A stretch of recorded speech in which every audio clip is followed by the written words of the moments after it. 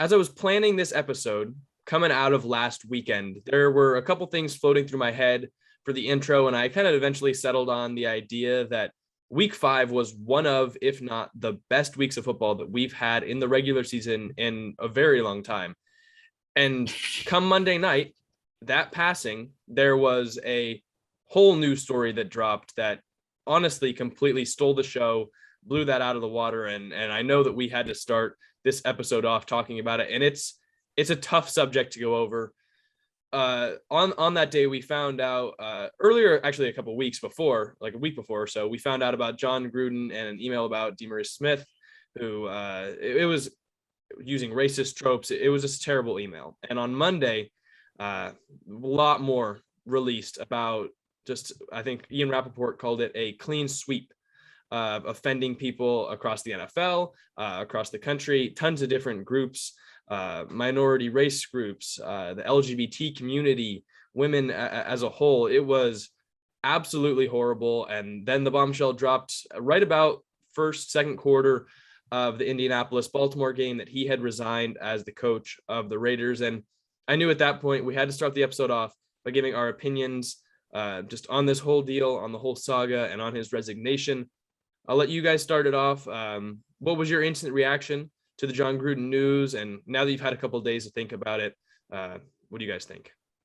Well, listen, I'll start this off by saying I don't see any way in any form or fashion how you can justify Jon Gruden's emails, because even if it was 10 years ago, like, it's not like he was a 20-year-old kid. It's not like, his brain was still developing. He was still figuring out stuff. He was a grown man. He was a grown man attacking the NFL using derogatory language.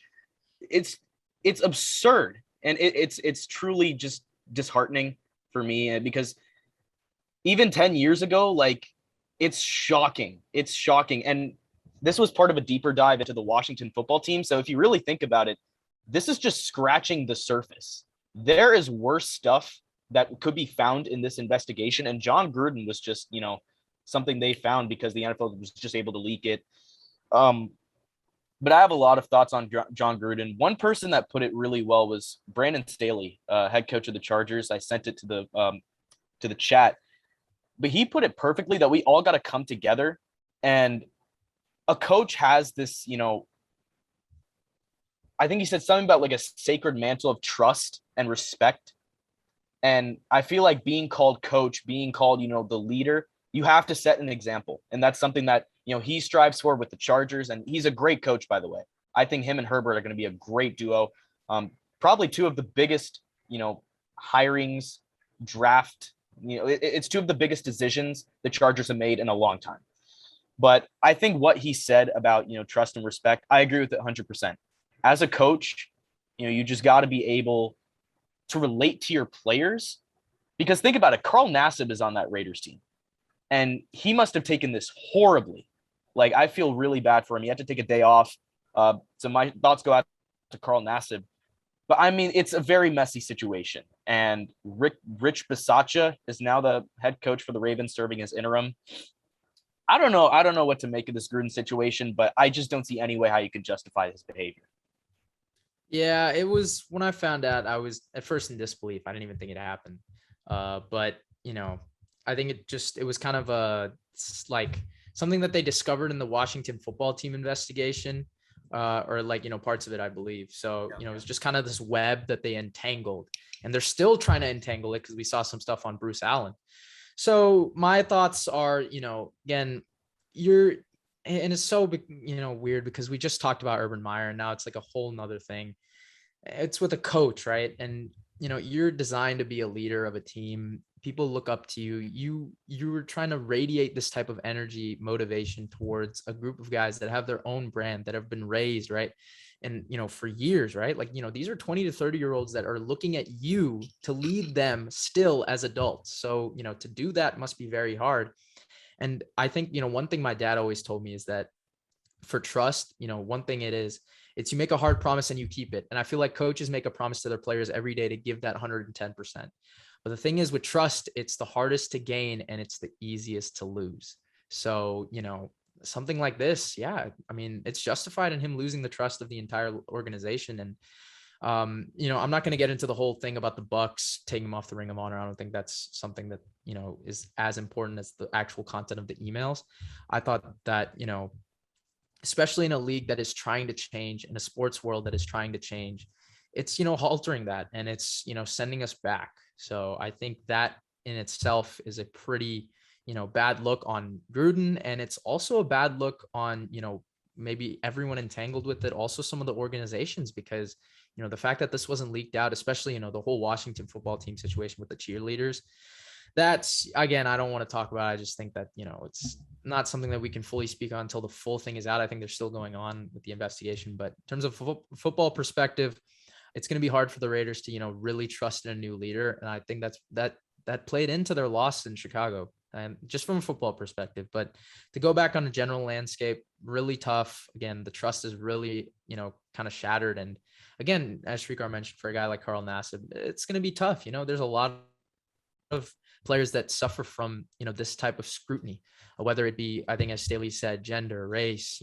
sexual orientation. There's a lot of stuff, that has been kind of implemented in the NFL over the past few years. And I think this was just a step.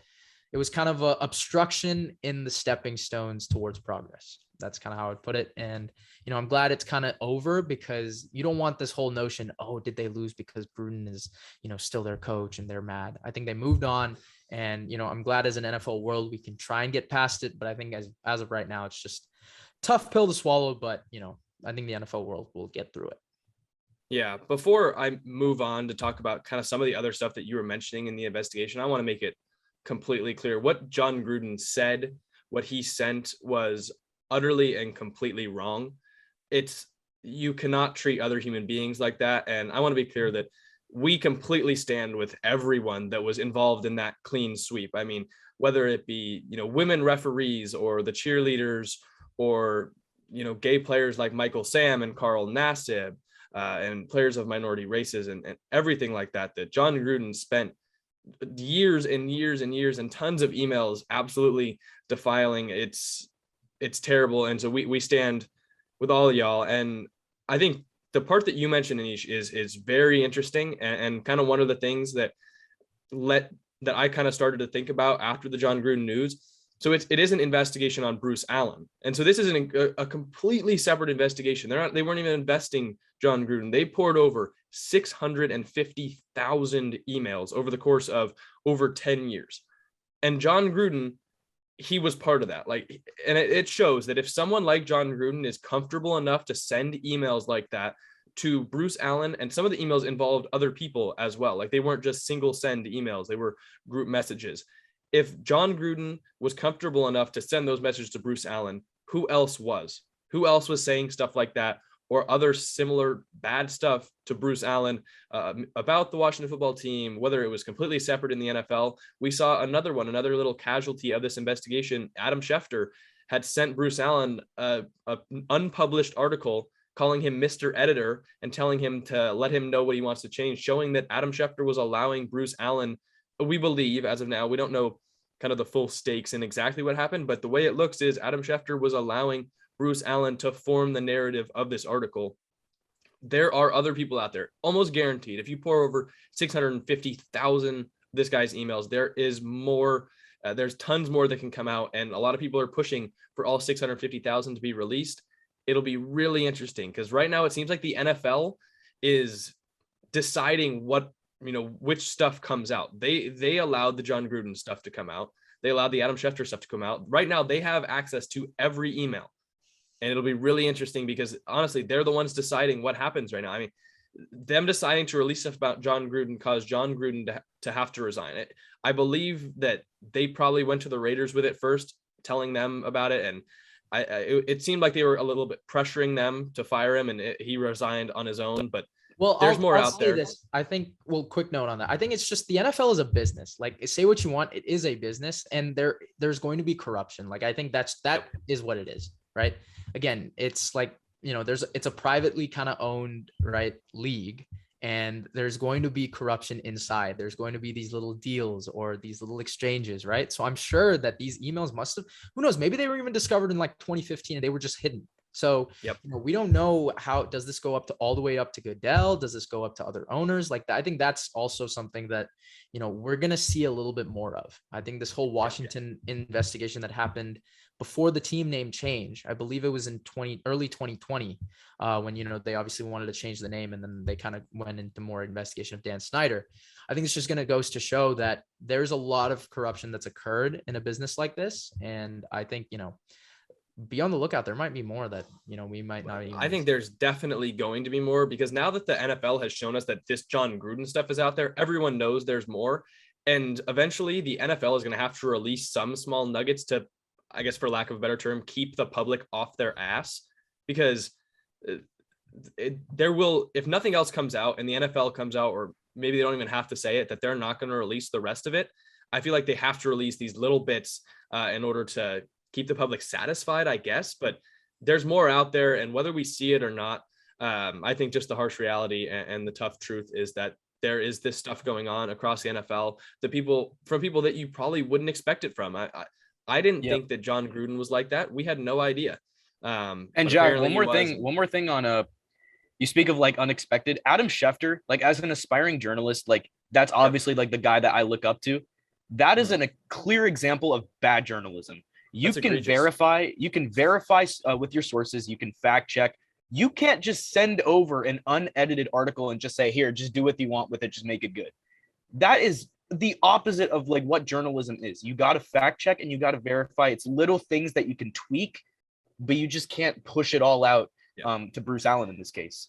And it hasn't been published whether he sent the entire article or just parts where Bruce Allen was quoted. So there's a chance that Schefter isn't as bad as it seems. But at this point, can we give anyone the benefit of the doubt, especially the people who have been involved in this investigation?